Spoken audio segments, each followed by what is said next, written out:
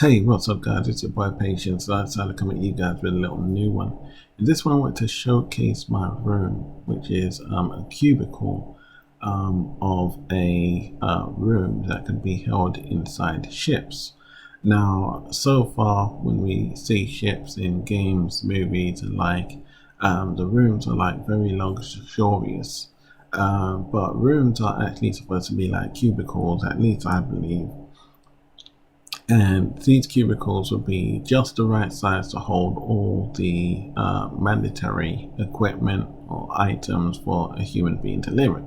Recreational space will be somewhere else in the ship, which will be shared accommodation with all the other team on the ship, where you'd have your dinners, play your games, probably even watch TV, but you'll probably have a TV in your room. Now here what you can see, what I've done is I've made a bed that slides away and tucks away.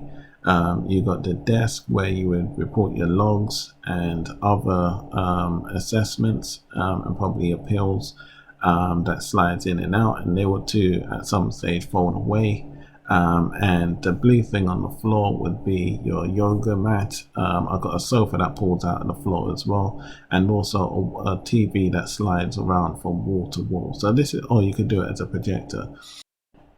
So taking this into consideration, this would be how you would make a living space, I personally believe, for a host within a ship. The door slides instead of like opens up inwards or outwards. As you can see, the room itself is 6'6" length and 5'5" in width. And the desk has a computer screen that flips upwards. It also has a holding for pens and paper, and it also has a picture frame, so you can take pictures, etc. The sofa bed, the sofa, the bed, the chair for the desk, and the desk, they all fold away.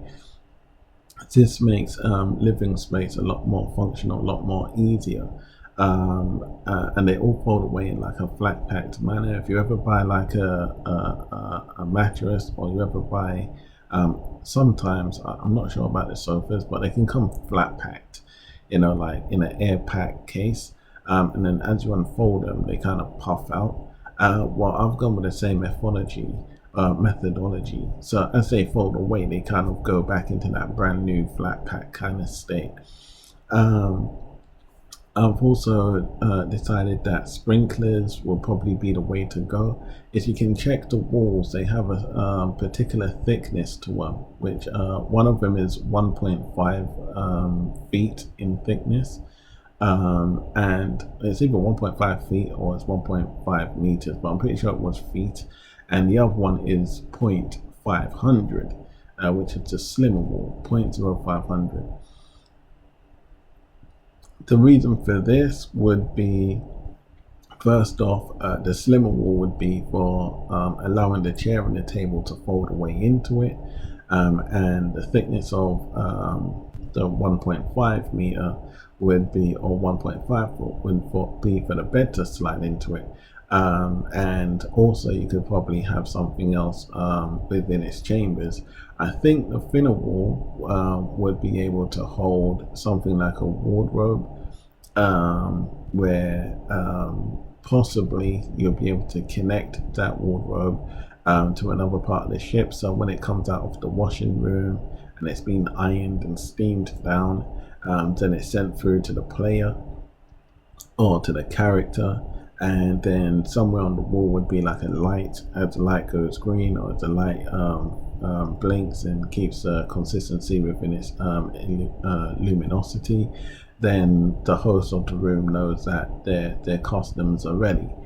And this is just one of the models that I've come up with in order to show that if you were to put stack rooms in a ship, I think this would be the way to go about it.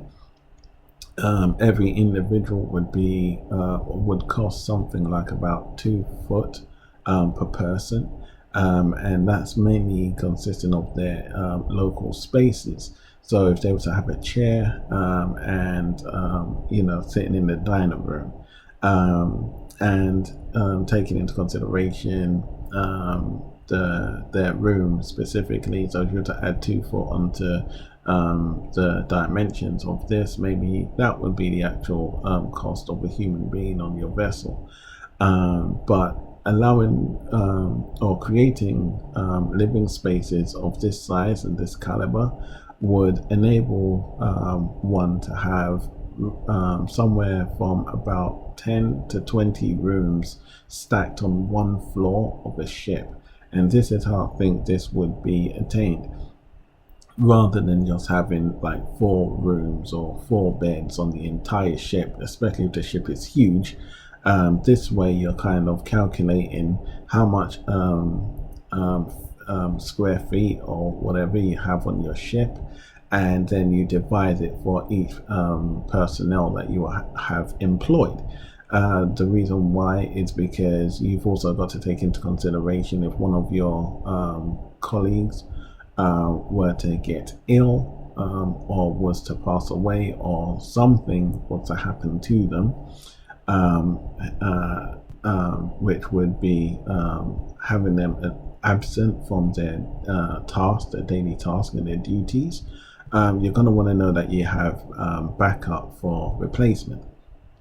And you want to know that you also have enough room and space for civilians. You might have a situation where someone's vessel is damaged and you've got to adopt you've got to adopt everyone that was aboard the damaged vessel onto your vessel.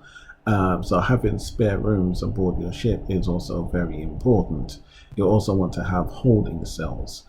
So these things are what you have to consider, and when you decide the side of your ship, or when you're deciding the size of your ship, it's also very important to decide the amount of space allocated to one person alone. In my instance, 6'6" length and 5'5" meters would be an allocation for a person via their bedroom, and 2 foot in circumference would be the allocated space designated to a person when considering, I guess you could say, breathing space and seatology, as it were, going into the dining room.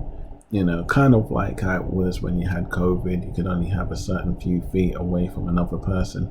Something like that when you're considering employing people onto your vessel. So anyway, guys, that's what I came up with. It's your boy Patience. You can tell me what you think in the comments down below. Leave your thumbs, your likes, and your comments.